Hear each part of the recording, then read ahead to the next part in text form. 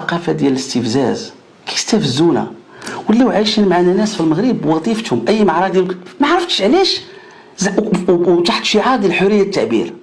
والصحراء ماشي مغربيه، انا مغربي ساكن في الرباط، انا كنظن الصحراء ماشي مغربيه. واش حريه التعبير غاجي بيا فمو قول ولا؟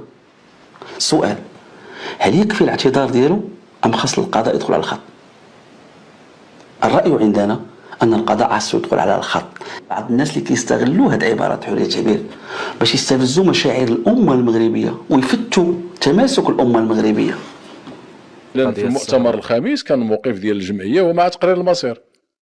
من بعد ذلك فاش بدا التفاوض بين الحكومة المغربية والدولة المغربية والجبهة، أصبح موقفنا هو حل تفاوضي يرضي جميع الأطراف ويجنب المنطقة الحرب في إطار الحكم الذاتي. لا ننتقدوا نختلفوا مع عزيز غالي كذا ولكن تخوين لا. عزيز غالي راه ما هز السلاح. شكون اللي يشك في وطنيه عزيز؟ فربما واحد التعبير ما عرفش يعبر ولا ما كذا ولا ما نعرف ولا نختلف، ماشي مشكل. انا ضد نخول ولا تقول يعتقلوا. وعزيز ما قالش الصحراء ماشي مغربيه. واش قال الصحراء ماشي مغربيه؟ ما قالش الصحراء ماشي مغربيه، قال تقرير المصير. انا ما كنختلفش معاه، انا كنأكد